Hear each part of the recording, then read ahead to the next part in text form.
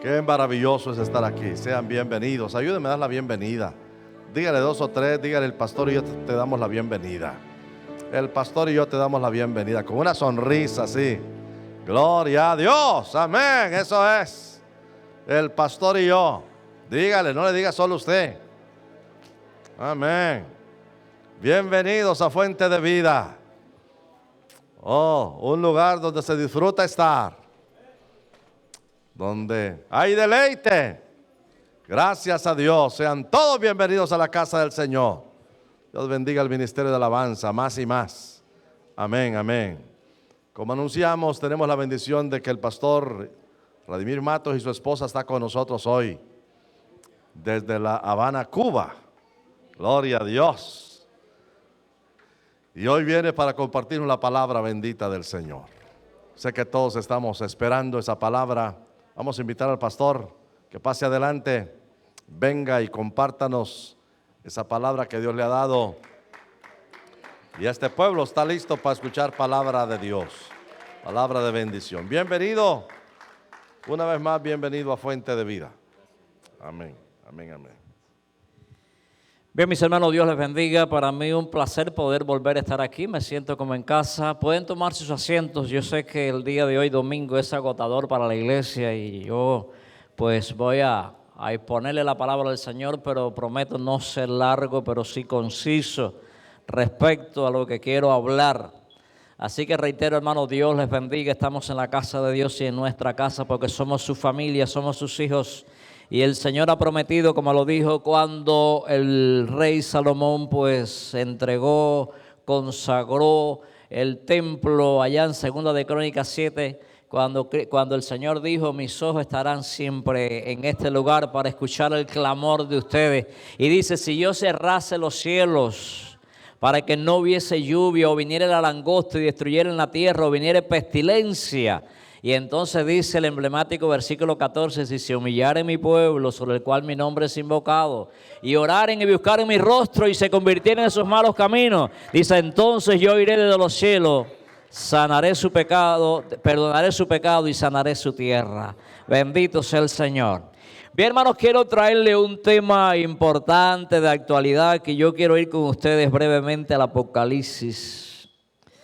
Yo quiero darle un paseíto rapidito por el libro de Apocalipsis. En el capítulo 2, versículo 12, vamos a leer esta carta de nuestro Señor Jesucristo a esta iglesia y también a nosotros, a la iglesia Fuente de Vida. Y dice aquí el capítulo 2, versículo 12, 2:12. Reitero, espero que usted lo busque, el libro de Apocalipsis, una cita fácil de localizar. Apocalipsis capítulo 2, versículo 12, y dice esta porción de la siguiente manera. ¿Lo tenemos todos? Bien, dice así: y escribe al ángel de la iglesia en Pérgamo, el que tiene la espada aguda de 2 filos, dice esto: yo conozco tus obras y dónde moras, donde está el trono de Satanás. Pero retienes mi nombre y no has negado mi fe, ni aun en los días en que Antipas, mi testigo fiel, fue muerto entre vosotros, donde mora Satanás. Pero tengo unas pocas cosas contra ti, que tienes ahí a los que retienen la doctrina de Balaam, que enseñaba a Balac a poner tropiezo ante los hijos de Israel, a comer cosas sacrificadas a los ídolos y a cometer fornicación. Y también tienes a los que retienen la doctrina de los nicolaítas, la que yo aborrezco. Por tanto, arrepiéntete, pues si no vendré a ti pronto y pelearé contra ellos con la espada de mi boca. El que tiene oído, oiga lo que el Espíritu dice a las iglesias. Al que venciere daré a comer el maná escondido y le daré una piedrecita blanca, y en la piedrecita escrito un nombre nuevo, el cual ninguno conoce sino aquel que lo recibe. Bendito sea el Señor. Te invito a orar. Soberano Padre, Dios nuestro, en el nombre de Jesucristo, tu amado Hijo y nuestro Señor y Salvador, Señor. Oh Dios, nos damos cita en este lugar, en esta tu casa, Señor, para encontrarnos contigo, para traerte adoración, para alegrar tu corazón, Señor, para celebrar fiesta manifiesta tu nombre. Y en este momento nos presentamos ante ti en el nombre poderoso de Jesucristo. Pero ahora te pedimos que tu glorioso Espíritu Santo asista a nuestra vida, arropa nuestra vida con tu presencia. Y te pido de que ahora nos prepare, oh Dios, para nosotros poder entender tu palabra, interiorizarla en nuestra vida, para salir de aquí renovado, transformado, inspirado, Dios, para poder seguir adelante. En el nombre de Jesucristo yo bendigo a cada hermano esforzado que está aquí en esta tarde. Oh Dios, bendigo esta iglesia en el nombre de Jesucristo. Y te pido, Dios, que seamos ricamente ministrados a través de tu palabra. Perdona nuestra falta y nuestros pecados. Y ahora todas nuestras cargas, Señor, ansiedades, preocupaciones, sueño, agotamiento, en el nombre de Jesucristo, enfermedades, dolencia, temores, opresiones, cargas, las reprendemos en tu nombre, en el nombre de Jesucristo, y declaramos nuestra vida libre en el nombre poderoso de Jesucristo. Te damos las gracias, te damos la gloria y la honra ahora y siempre. Amén, amén. Bien, hermanos, gracias. Pueden tomar sus asientos. Como ya les dije, estoy en el libro de Apocalipsis. El libro de Apocalipsis, hay muchas personas que quizás le temen o quizás a lo mejor dicen, bueno, no lo entiendo. Pero quiero decirle que es un libro hermoso. Si hay un gran regalo que el Señor nos ha regalado, ha sido el Apocalipsis. Y yo quiero decirle, cuando hay hoy muchos gobernantes, y hay muchos gobernantes, muchos políticos que están alándose los cabellos de la cabeza porque no saben cómo se pueden comportar y hasta dónde llegarán las cosas que están pasando. Pero qué bueno es que nosotros sabemos que el Señor nos ha revelado a nosotros todas las cosas que van a pasar. Yo quiero decirle que esto es un gran regalo que el Señor nos ha dado. Y es un libro tan especial que es un libro que fue un libro, hermanos, donde el Señor Jesucristo nos enseña todas las cosas que han de venir. Por eso quiero decirle que es un gran regalo y no debemos de tener ningún tipo de temor al respecto. Pero ¿qué pasa? Quiero decirles que fue un gran regalo para los oyentes o para los destinatarios originales. Fue un gran regalo por razón de que la iglesia estaba pasando por el momento de persecución más feroz de aquellos tiempos. Aún los apóstoles habían muerto y el único apóstol que quedaba en pie era el apóstol Juan, que fue el último apóstol que murió. Pero quiero decirle que en el momento en que el Señor le revela al apóstol Juan la revelación del Apocalipsis, de hecho él lo cuenta, lo narra bien claro en el capítulo 1 de Apocalipsis, que dice que por causa del evangelio, pues él estaba desterrado en una isla llamada Pasmo, una isla rocosa, una isla que era escogida para tratar de maltratar a las personas, para que las personas murieran lentamente. Y allí estaba el apóstol Juan por causa del evangelio. Quiere decir que estaba sufriendo. Así que figúrese usted, si la máxima autoridad de la iglesia en ese momento estaba en esa condición, ¿dónde estarían los demás cristianos? Estaban llenos de temores. Ellos pensaban que estaban acabados, que estaban destruidos, que ya no había esperanza. Y en medio de ese momento oscuro, ahí visita a Cristo con esta revelación. Es una revelación que trajo ánimo a la iglesia otra vez. Una revelación que trajo, hermano, valor y fe a la iglesia nuevamente. Porque Cristo, precisamente en este libro, Cristo lo que hace es simplemente narrarle, enseñarle a la iglesia que el bien va a triunfar definitivamente sobre todo mal. Por eso la descripción principal del libro de Apocalipsis es cómo Dios destruye definitivamente, eternamente, destruye el mal, y los fieles triunfarán y vivirán y nos gozaremos con Cristo por toda la eternidad. Entonces fue una revelación especial, llenó de ánimo otra vez a la iglesia. Una iglesia que pensaba que estaba abandonada y que ya iban a aparecer.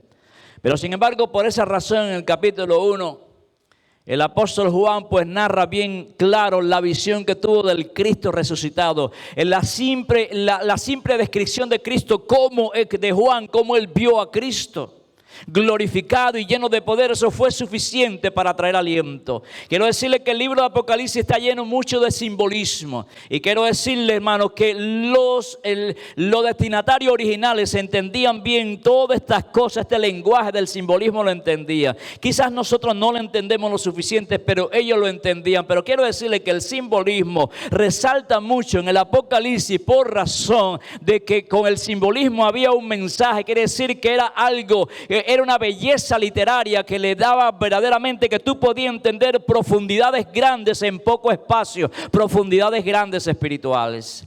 Pero bien, en el capítulo 1 dice Juan que él escuchó, dice que estaba en el día del Señor, y estaba en el día del Señor en el Espíritu. Quiere decir que estaba en una condición en buena lid con el Señor. Qué bueno es saber, hermano, que aun cuando nosotros sufrimos por el Evangelio, pero cuando nosotros estamos verdaderamente agradecidos del Señor como quiera, de ahí Dios trata con nosotros. Entonces Dios trata con Juan, con el apóstol Juan trata allí, y dice que cuando él oyó una voz como estruendo de muchas aguas detrás de él, que decía: yo soy el alfa y el omega.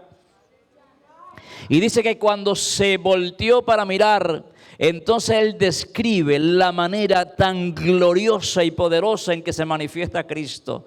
No el Cristo de la cruz ni de la tumba, sino el Cristo que venció la muerte, el pecado y al diablo, y está sentado en el trono intercediendo por la iglesia. Pero sin embargo dice, y ahí él narra algunas cosas. Por ejemplo, él narra de que aquel personaje tenía cabellos blancos largos, que habla de qué, de sabiduría. Pero también dice que tenía ojos como llama de fuego, que habla de que Cristo es el que todo lo ve, no hay nada que escapa a su vista. Tenía una espada que habla de autoridad también y de juicio, de castigo. También hablaba de vestuarios blancos, que habla de santidad. Pero también hablaba de un cinto de oro ceñido, que habla de autoridad. Que nos damos cuenta, nos da una descripción bien grande de lo glorioso que es nuestro Señor Jesucristo. Ahora bien, cuando Él presenta, Cristo se presenta en el capítulo 1. Pero quiero decirles que lo principal, el tema principal de Apocalipsis son los juicios de Dios, cómo Dios va a traer juicios sobre el mundo impío. Y estos juicios empiezan a describirse en el capítulo 6 hasta el final de Apocalipsis. Pero lo glorioso, hermano, de aquí es que me doy cuenta que Cristo, antes de empezar a hablar de los juicios, justos de Él que viene sobre el mundo pecador, a partir del capítulo 6, Él dedica fielmente 2 capítulos, el capítulo 2 y el 3, Él lo dedica especialmente a su tesoro especial en la tierra, que es la iglesia. Por eso, antes de hablar de juicio, porque Cristo viene también a informarnos, pero no simplemente a informarnos, sino también a prepararnos para que nosotros estemos verdaderamente, hermanos, preparados para irnos con Cristo y librarnos de estos juicios. Ahora yo quiero decirles que Cristo se dirige a 7 iglesias del Asia Menor, iglesias existentes en aquel tiempo.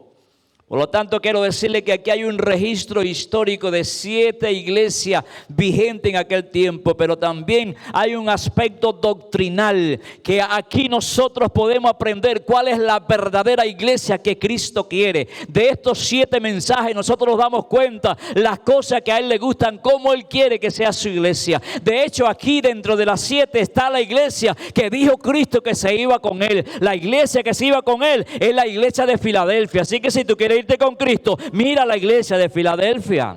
Pero también habla de la iglesia que se queda, y vemos la Odisea, la iglesia mundana, tibia, mezclada que se queda. Entonces es algo importante. Si hay algo que vale la pena que la iglesia haga en estos tiempos, hermano, y le digo esto porque la venida del Señor está tan cerca, mucho más cerca de lo que nosotros nos imaginamos. Y hoy en día tenemos que prepararnos para irnos con Cristo. Y por eso es que Él dedica, hermano, el mensaje a 7 iglesias existentes. Pero también aquí hay un aspecto profético. Quiere decir que me habla de la historia por donde iba a transitar la iglesia en todo el periodo de su historia aquí en la tierra. Por lo tanto, estos mensajes son mensajes vigentes para el momento. Quise escoger especialmente esta carta a Pérgamo por las razones que usted va a ver a continuación. Pero sí quiero decirle, hermanos, que el Señor le dedica tiempo a su iglesia para explicarle bien detalladamente las cosas que a Él le agradan, las cosas que verdaderamente traen poder a la iglesia. Se acerca un momento duro y difícil, y nosotros tenemos que estar preparados para saber cómo comportarnos en los momentos duros y difíciles. Ahora, quiero decirle, hermano, Cristo, como ya le dije, antes de informar a la iglesia de los juicios que han de venir, pues Él prepara a la iglesia para que nosotros escapemos de los juicios, porque de nada sirve que el el Señor nos diga los juicios que han de venir y que nosotros no escapemos de estos juicios. Ahora sí quiero decirte que Cristo se presenta a cada iglesia de una manera diferente, en consonancia con los problemas que habían dentro de cada iglesia. Reitero, Cristo se presenta a cada iglesia de una manera diferente, tomando siempre una imagen que toma parte de lo que Juan describió que vio a Cristo en el capítulo 1. Entonces Cristo se presenta a cada iglesia, reitero, de una manera diferente, en consonancia con los problemas que habían en el interior de cada iglesia. Por ejemplo, cuando Él se presenta a Sardis, que es una iglesia muerta, Cristo se presenta como el que tiene los 7 espíritus de Dios. Quiere decir que era en contraste a una iglesia muerta. Le está diciendo, le está hablando el que tiene vida, el que tiene los 7 espíritus de Dios. Pero también me doy cuenta que cuando le habla a Tiatira, Él se presenta, dice, como el que tiene, dice, y esto dice el que tiene ojos como llama de fuego. En otras palabras, el que conoce todas las cosas, el que nadie tiene que hacerle un cuento, el que nadie tiene que informarle, Él todo lo sabe, Él todo lo ve. Pero también dice, el que tiene pie como bronce bruñido. El bronce en la Biblia tipifica juicio. Por lo tanto, cuando Cristo se presenta a esta iglesia de Tiatira con pie semejante al bronce bruñido, quiere decir al bronce caliente en un horno, que tipifica juicio, y ojos como llama de fuego, quiere decir que Él se presentaba no de una manera cariñosa, no de una manera afable, no de una manera buena. No, Él no vino a esa iglesia a tirar flores. No, Él vino a esa iglesia porque habían cosas dignas de condenar dentro de la iglesia, y Él tenía que presentarse de esa manera. Ahora, en el caso de Pérgamo, que es quien nos ocupa, Él se presenta como el que tiene la espada aguda de doble filo. Cuando Cristo se presenta a esta iglesia como el que tiene la espada aguda de doble filo, está hablando de que habían cosas dentro de la iglesia que necesitaban ser castigadas y necesitaban ser corregidas. Habían problemas, y Él se presenta de esa manera con una espada aguda de doble filo. Si el Señor fuera a escribir ahora de usted o de la iglesia Fuente de Vida, ¿cómo Él se presentaría? A cada iglesia, antes de corregirla, Él le decía: conozco tus obras, conozco lo que tú haces, conozco lo que tú haces. Pero yo pregunto, si Él tuviera que presentarse y escribir una carta ahora a nosotros, ¿cómo Él se presentaría? ¿Se presentaría de una manera amable como lo hizo con Filadelfia, como lo hizo con Esmirna, o se presentaría de una manera amenazante como lo hizo en estas otras iglesias? Quiero decirle, eran 7 iglesias, habían 2 que eran iglesias de condición perfecta, habían 2 de condiciones bien pésimas, y habían 3 que tenían una mezcla de cosas buenas y malas. Pero ahora bien, vamos al detalle, y lo primero que vamos a ver es que esta iglesia, de las 7 iglesias, la iglesia de más difícil situación era esta. Quiere decir, las otras estaban pasando por situaciones duras y difíciles, pero la que tenía una situación más difícil y más pésima era esta. Al nivel que el propio Cristo le dice a ellos, a Él: yo conozco tus obras y tu arduo trabajo, y yo sé dónde tú vives, dónde está el trono del diablo, dónde está el trono de Satanás. El propio Cristo reconocía que era la iglesia el lugar más difícil que había. Qué bueno saber que no hay problemas tan grandes que tú sufras que eso no, Cristo no lo sepa. Cristo sabe tu condición. Y Él le dice: yo conozco donde tú vives, donde está el trono de Satanás. Y fíjense si era la iglesia que estaba sufriendo momentos tan difíciles, que es la única iglesia que se menciona un mártir. Y dice, cuando Antipas, mi testigo fiel, fue muerto, donde mora Satanás. Quiere decir que de las 7 iglesias, la que estaba pasando el momento más difícil era esta iglesia. Pero ahora, ¿qué pasa? Cristo le llama el trono de Satanás. Ahora, lo que tenemos que responder es: ¿cuál era la razón por la cual Cristo aparece con una espada aguda de doble filo? Bien, la razón es la siguiente. Cristo le llama a esta ciudad donde estaba enclavada esta iglesia como el trono de Satanás, porque era el lugar donde se celebraba culto al emperador. Y como quien estaba gobernando era el imperio, el cruel imperio romano, pues entonces quien no adoraba, quien no celebraba, quien no estaba a la par de las cosas de la sociedad en ese momento y no adoraba al emperador, pues entonces moría bajo la espada de los romanos. Los cristianos estaban amenazados con morir bajo la espada de los romanos. Los cristianos estaban atemorizados, pero ¿qué pasa? Que por eso es que también en la Biblia, aquí en esta carta, al final Cristo dice, y al que venciere le daré a comer el maná escondido. ¿Sabe por qué? Era en oposición a que los cristianos eran limitados a comer ciertas cosas buenas. Habían limitaciones que tenían que sufrir, limitaciones sociales que esta iglesia sufría por causa de ser cristiano, porque muchas cosas eran sacrificadas a altares impíos, paganos, y por lo tanto el cristiano no podía participar de lo mejor. Y por eso Cristo le dice en oposición, le dice: yo le daré a comer el maná escondido. No importa que ustedes lo priven de la mejor comida de la sociedad, yo tengo una mejor para ustedes. Pero también ahí es cuando le dice también: y le daré una piedrecita blanca. Pero bien, sobre la piedrecita blanca le voy a hablar más adelante.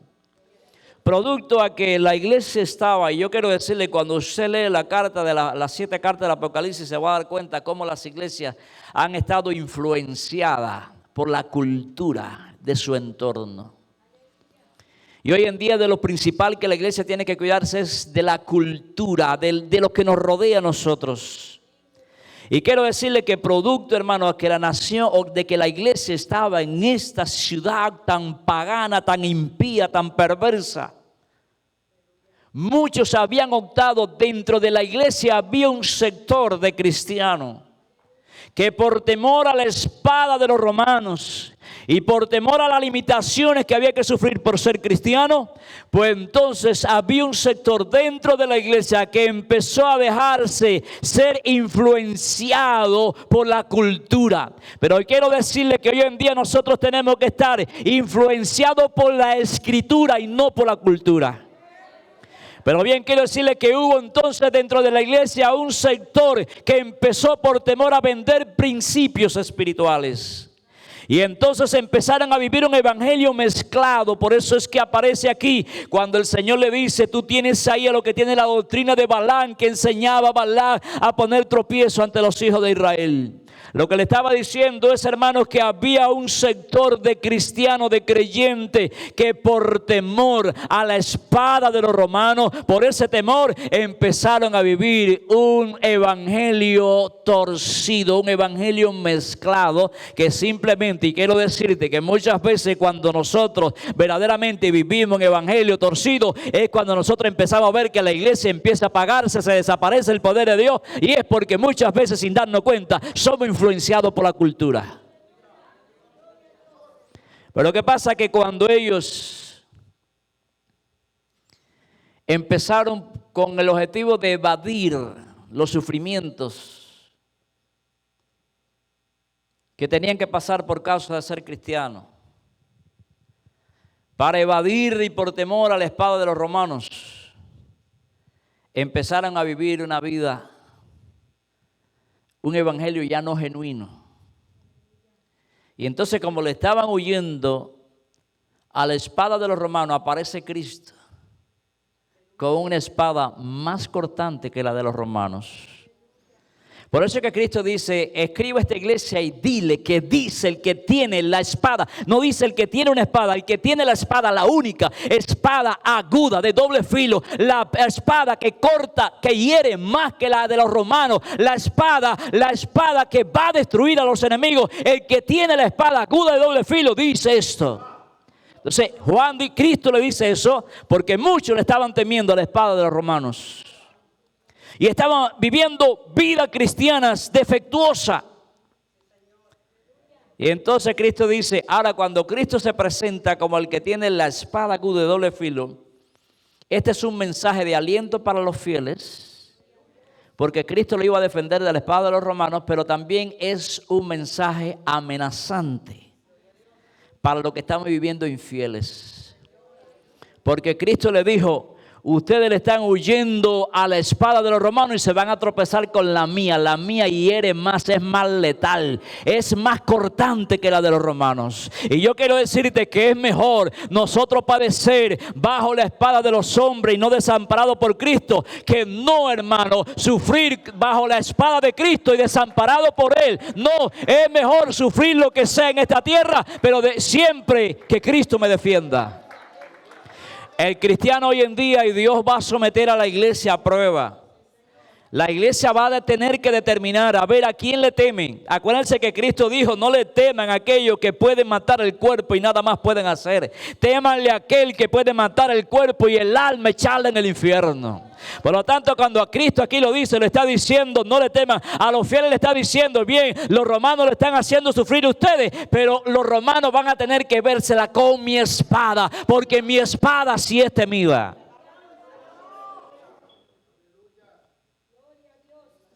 Ahora nosotros tenemos que entender, muchas veces le tememos a las circunstancias que nos pueden venir como consecuencia de ser cristianos, que al propio castigo que venga de parte del Señor. Por eso Cristo dice: los romanos se la verán conmigo, yo vengo a defenderlo. Ahora bien, producto a eso es que aparece un sector en la iglesia donde empieza a vivir de una manera un evangelio al estilo de Balaam, lo que Balaam le decía a Balac. Y por eso cuando Cristo le dice: si ustedes le temen a la espada de los romanos, ay de ustedes, porque van a caer bajo mi espada. Por eso le digo, es mejor nosotros sufrir bajo la espada de los hombres, pero honrando y honrado por Cristo, que no caer bajo la espada de Cristo desamparado por Él. Y a los fieles, Cristo le alentaba a sufrir porque Dios lo iba a defender de los romanos. La pregunta que surge en esta carta es la siguiente: ¿por qué la iglesia sufre así? ¿Dónde estaba Cristo, su defensor? Pero el problema es que lo que más le interesaba a Cristo y lo que más le interesa a Cristo no es dónde tú estás, sino cómo tú estás. Porque aunque usted esté en un lugar difícil, pero si tú estás en perfecta condición espiritual, tú siempre vas a ser un vencedor. Al Señor no le interesa tanto la condición donde está la iglesia. Al Señor lo que le interesa es la condición interna de la iglesia. En ningún momento en esta carta hallamos, hermano, que Cristo manda a la iglesia a buscar una evasiva. Porque reitero, a Cristo lo que le interesaba no era tanto dónde estaba la iglesia, sino cómo estaba la iglesia. Porque cuando tú estás bien, tú siempre vas a ser un vencedor aunque tú estés en el trono de Satanás. Por eso es que en ningún momento vemos a Cristo interesado de sacarlo del trono de Satanás. No, porque para eso el Señor nos tiene en esta tierra, para demostrarle al diablo y a su trono de que nosotros tenemos a aquel que le venció en la cruz del Calvario. Eso es lo que le interesa al Señor, mi condición, la condición de la iglesia. A Cristo no le interesaba que Pérgamo era el trono de Satanás. A Cristo lo que le interesaba era la condición de la iglesia. Lo que le interesaba era lo que había dentro de la iglesia. Hoy en día nosotros oramos por las cosas que están pasando en la sociedad, pero a Cristo no le interesa tanto eso. A Cristo le interesa la condición tuya, la condición interna de tu corazón, la condición interna de la iglesia. Eso es lo que le preocupa a Cristo. Hoy en día hay muchos cristianos que lo que están buscando es que descienda, es construir el cielo sobre la tierra, pero no, ese no es el propósito de Cristo. Nosotros fuimos un pueblo diseñado por Cristo, un pueblo lleno de poder para vivir vida sobrenatural, para aplastar siempre al enemigo debajo de nuestros pies. Por lo tanto, por eso es que no vemos ahí ninguna preocupante. La preocupación de Cristo no era que estaba en el trono de Satanás. La preocupación de Cristo era que estaban faltando, se estaban prostituyendo el evangelio. Y por eso es, hermanos, que me doy cuenta, otra de las cosas, para el Señor no es tan importante lo que tú sufres, sino la condición espiritual tuya. Y es porque en la condición, hermano, en que estaba la iglesia, ellos no podían vencer. Por eso Cristo interviene, no porque estaban en el trono de Satanás. Porque muchas veces nosotros vivimos más atentos a lo que está haciendo el diablo y perdemos de vista lo que Dios quiere hacer en nosotros. Y esta iglesia parece que se había enfocado en lo que estaba haciendo el diablo, pero no se daba cuenta que lo que Dios quería hacer en ellos era más poderoso que lo que el diablo quería hacer en la sociedad. Nosotros no podemos vivir tan atentos a las dificultades que nosotros perdamos de vista el poder que Dios nos ha dado para aplastar las dificultades. Pero ahora bien, además, las batallas que puede enfrentar la iglesia no la dañan. Las batallas que puede enfrentar la iglesia no la dañan, sino por el contrario la hacen más pura y más fuerte. Por lo tanto, yo quiero decirle, momentos difíciles, esperen, pero momentos gloriosos también. En la iglesia siempre nosotros vimos los momentos más gloriosos de la iglesia y del pueblo de Dios fueron en los momentos más oscuros y más difíciles. Porque eso es lo que el Señor quiere demostrarle a este mundo, que el que está con nosotros es más poderoso que el que está en el mundo. Por lo tanto, hermanos, las batallas que usted puede enfrentar, eso no dañan la iglesia. Esa la hace más fuerte. Eso no es lo que le preocupaba a Cristo. Lo que le preocupaba a Cristo no era la espada de los romanos. Lo que le preocupaba a Cristo era el temor que había cogido la iglesia a la espada de los romanos. Por eso Cristo dice, esto dice que tiene la espada aguda, que es más cortante que la de los romanos. La que puede destruir a los romanos, pero la que puede también destruir a los que viven un evangelio torcido por temor a las cosas que están alrededor en el mundo.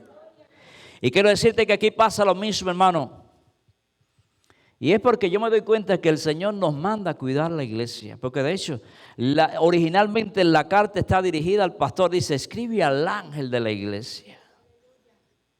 Y los problemas de la iglesia se lo dice como si fueran problemas personales de él.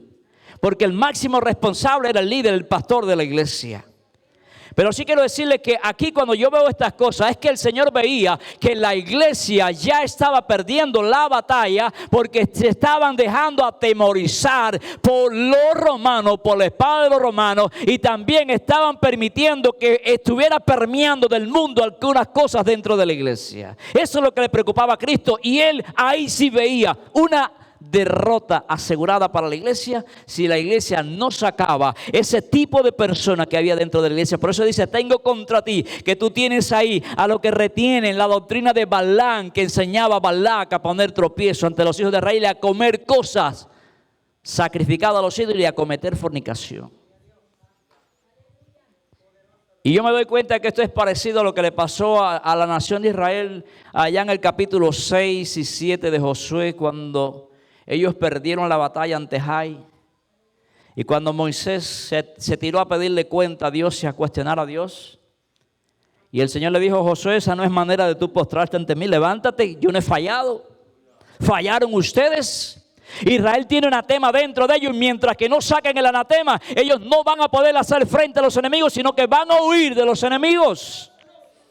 Si hay una iglesia, cuando hay una iglesia que no está pura, es una iglesia derrotada. Pero cuando hay una iglesia limpia, es una iglesia victoriosa. Yo me doy cuenta, hermanos, y le confieso que los otros días lo decía. Todo el que está, nuestro destino no es la iglesia, no podemos dormirnos porque ya estamos en la iglesia. La iglesia es para prepararnos, para irnos con Cristo. Hay muchas gentes que conviven en la iglesia y nosotros no estamos. La iglesia no es un lugar para dormir. La iglesia no es un lugar para estar de turista. La iglesia es un lugar para trabajar en la obra del Señor. La iglesia no es como algunos decían, la iglesia no es un museo de santos, sino que es un hospital de enfermo espiritual. La iglesia no puede dejar de trabajar por los que están dentro de la iglesia. Por eso es que yo me doy cuenta que en la iglesia convergen muchas gentes. Yo creo que un día lo dije aquí. En la iglesia, todo el que está en la iglesia no es oveja. Y te digo esto porque la garantía, Dios promete salvar y defender a los que son ovejas. En Lucas 10:27 Él dice, mis ovejas oyen mi voz y me siguen y yo la conozco. En la iglesia hay ovejas, pero todos no son ovejas. En las iglesias, no en esta, pero en las iglesias hay cabras. En las iglesias hay lobos. En las iglesias hay asalariados. En la iglesia hay pastores. Y en la iglesia hay ovejas. Y te digo esto porque una de las cosas que me doy cuenta es que ¿quiénes son las cabras? Las cabras son animales muy parecidos, la misma dieta de las ovejas, son herbívoras, les gusta lo mismo. La cabra es una especie, no voy a decir de cristiano, de creyente que está dentro de la iglesia, que busca la bendición de Dios igualito que las ovejas. Pero la cabra es la especie de cristiano que viene a la iglesia buscando la bendición del Señor, tratando de huir de los juicios de Dios, pero no le gusta ser pastoreada ni gobernada. El tipo de cristiano que vive, no vive centrado en Dios ni en los demás, sino centrado en ellos. Y aunque clamen a Dios, pero no importa. Es una cuestión de sacar la bendición de Dios para responder a mis intereses. Las cabras, según lo que dice Cristo en Mateo 25:31, que dice que cuando Él venga reunirá a todas las naciones delante de Él y separará los unos de los otros, así como el pastor separa las cabritas de las ovejas. Y entonces Él da un detalle importante, y es que las cabras son aquellas que aunque sean bendecidas, pero no son fructíferas. Hay una especie de cristiano dentro de la iglesia que no colabora, que no hay fruto. Y le digo esto porque nosotros hemos pensado que simplemente, porque cuando Cristo le dice en Mateo 25:31 y cuando le dicen a partir del versículo 41, cuando le dice lo de la izquierda, apartado de mí, maldito, el fuego eterno preparado para el diablo y sus ángeles, porque estuve enfermo y no vinieron a mí, en la cárcel y no me visitaron, desnudo y no me cubriste, hambriento y no me diste de qué comer. Señor, ¿cuándo te vimos así? Dice, por cuanto no lo hiciste a uno de ellos, a mí no me lo hiciste. Y le voy a decir algo, porque es que estas personas fueron condenadas, pero no eran inmorales, ni drogadictos, ni inmorales, ni mentirosos, simplemente que fueron personas que fueron bendecidas, pero fueron personas que no dieron fruto nunca. Y la evidencia de un salvo es el fruto que usted da. Porque nosotros hemos pensado que pecado es lo malo que se hace. Pero en la Biblia me enseña, en la Biblia hay ordenanzas. En la Biblia hay prohibiciones. La Biblia me prohíbe que yo haga cosas malas. Pero la Biblia me ordena hacer cosas buenas. Por lo tanto, pecado es lo malo que yo hago que está prohibido, pero pecado también es lo bueno que yo dejo de hacer que está ordenado. Entonces, hay cabras. No les gusta ser pastoreado y están para las bendiciones. Pero bien, hay lobos también. El lobo es una especie de cristiano que ya no son herbívoras, ya son carnívoras. Ya la condición es diferente, porque el lobo es aquel que está en la iglesia, que lo que buscan es posición y protagonismo más que servicio. Son los que les gustan el elogio de los demás. Son los que son lisonjeros para arrastrarte. Son aquellos que su arma principal es la murmuración, la inconformidad y la lisonja. Son los que luchan posición más que servicio. Ese tipo de personas a veces están en la iglesia callados porque siempre calculan el liderazgo de la iglesia. Siempre el lobo, que Cristo lo dijo, miren bien porque vendrán lobos vestido de oveja. Pero cuando un lobo se mete en el traje de la oveja, siempre o el hocico o las garras siempre terminan por romper el traje de oveja. No pueden permanecer mucho tiempo ocultos. Y uno lo conoce por sus acciones, por las garras o por su vocabulario. Pero ¿qué pasa? Que siempre hay lobos que se mantienen solapados y mientras que hayan buenos líderes, ellos no sacan sus garras. Por eso Pablo decía en Hechos 20, cuando mandó a buscar los líderes en Mileto, que mandó a buscar los líderes de Éfeso, él le dijo, porque yo sé que después de mi partida vendrán lobos rapaces en medio de ustedes que no perdonarán el rebaño. Y a veces me pregunta eso, ¿y por qué Pablo dice después de mi partida? Porque estaban ahí. Y ellos son personas que calculan. Si le van a hacer daño, si el líder es de ojo abierto, no lo va a hacer, pero en la primera oportunidad va a agredir. Están los asalariados.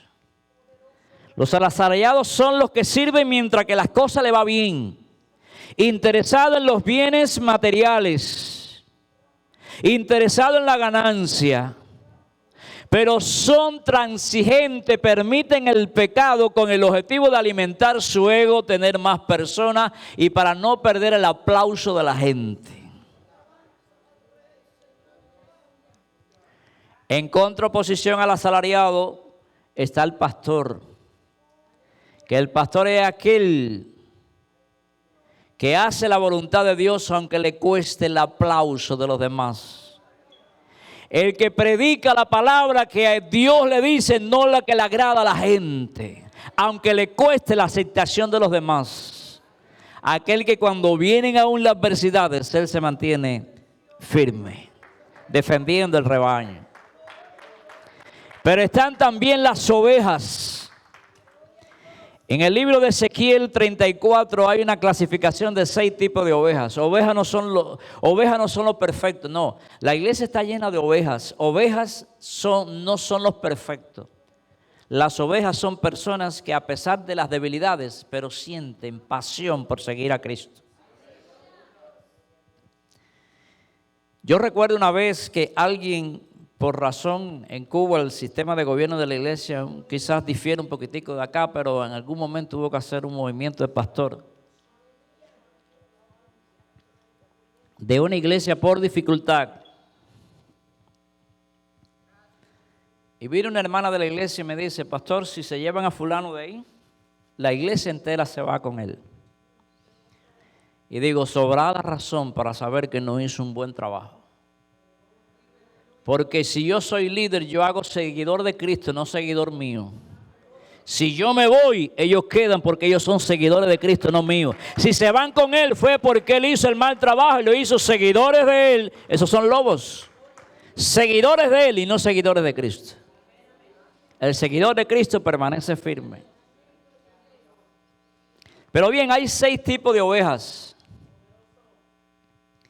Y cuando el Señor le habla a través del profeta Ezequiel, como dice bien claro, habla primero de las gordas. Degollaste a la gorda. La gorda es un tipo de cristiano que es un cristiano aventajado, un cristiano fructífero, un cristiano que quizás a veces, si el pastor no es sabio, cuando viene a ver se inclina más a atender las gordas y se olvidan de las débiles.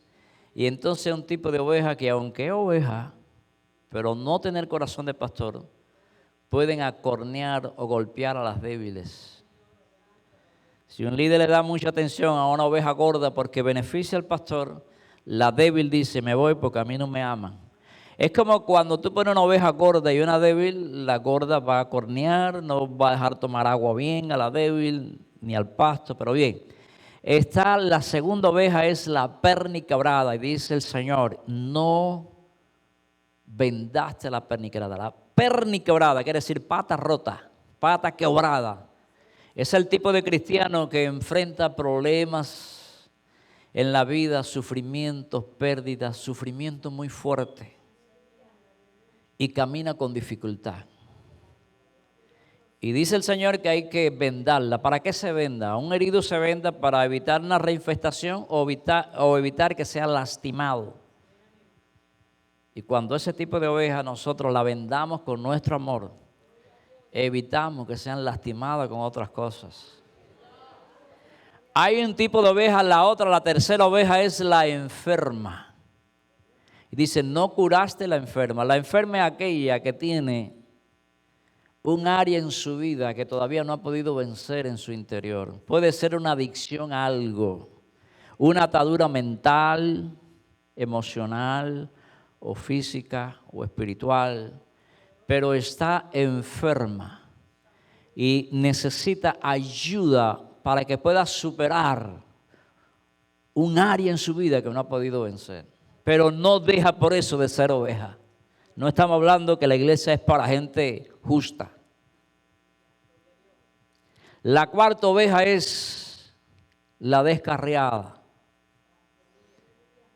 Y dice, no cuidaste, no buscaste la descarriada. La descarriada es aquella que quizás pasó un viento doctrinal y cualquiera lo engañó.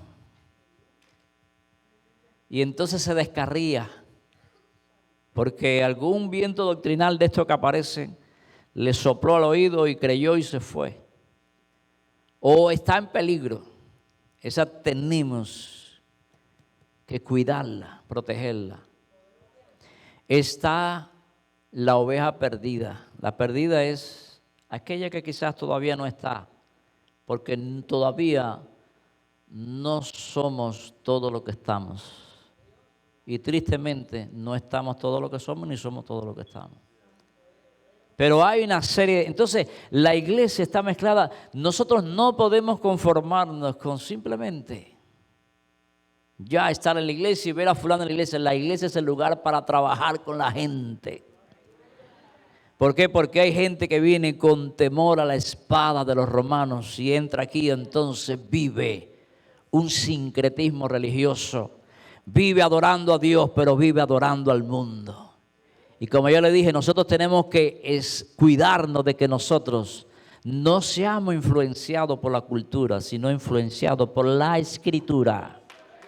Esa es la iglesia y a Cristo le preocupaba. Y por eso voy concluyendo. Cristo dice, al que venciere, le daré a comer el maná escondido. Y reitero, eso en contraposición a que le negaban muchas cosas, hermanos, gratuidades que les daba la ciudad, que el cristiano no podía. Y yo quiero decirle una cosa, quizás ese no es el caso de ustedes hoy, pero quizás mañana lo sea. Mañana quizás vienen obstáculos para la iglesia porque la iglesia necesita ser purificada. Y la manera de ser purificada es que vengan persecuciones. Pero también dice, le daré una piedrecita blanca con un nombre escrito, el cual nadie conoce sino el que lo recibe. La piedrecita blanca es porque en aquellos tiempos había una costumbre que cuando alguien era llevado ante un tribunal, cuando el juez le declaraba inocente, le daba una piedrecita blanca como quien dice, está libre, está limpio. Pero también dice que en las competiciones deportivas también se le daba una piedrecita blanca en algunas ciudades. ¿Por qué? Porque con esa piedrecita blanca podía disfrutar de una serie de gratuidades que le daba la ciudad. Tenía derecho a entrar y disfrutar de muchas cosas. Y el cristiano, usted nunca va a disfrutar de todo lo que da este mundo, porque hay cosas en este mundo que te parecen gratas, pero son cosas que ofenden la presencia de Dios en nuestra vida. Pero no importa, Cristo dice, no importa lo que tú pierdas aquí, yo te lo doy multiplicado allá. El que venciere le daré a comer el maná, no el maná que comió Israel en el desierto, el maná escondido, un maná, un alimento especial que Dios tiene para aquellos que verdaderamente pierden ese privilegio en este mundo. El maná escondido y una piedrecita blanca. Por lo tanto, hermanos, no quiero terminar sin antes decirle, el Señor le dijo a las 7 iglesias le dijo, el que tiene oído, oiga lo que el Espíritu dice a las iglesias. Ahí está la iglesia fuente de vida, porque es a las iglesias, es a todas. Aunque Cristo se enfocó en una iglesia existente, real, que tenía este problema en la antigüedad, Pero eso se refiere para todos. La iglesia hay que cuidarla. Si nosotros queremos ver el poder de Dios que se ha perdido de la iglesia, si queremos traer el poder de Dios de regreso a la iglesia, tenemos que cuidar la iglesia. ¿Quiénes están dentro de la iglesia y qué hace los que están dentro de la iglesia? Si cuidamos, si la iglesia es pura, la iglesia será victoriosa. Si la iglesia está limpia y convertida, será una iglesia llena del poder de Dios. Y este mundo necesita ver el poder de Dios a través de la iglesia. Bendito sea el Señor. Le invito a orar en este momento. Padre, en el nombre de Jesucristo, Señor, reconocemos que vivimos tiempos difíciles, pero nunca nos ha faltado tu presencia y la revelación de tu palabra.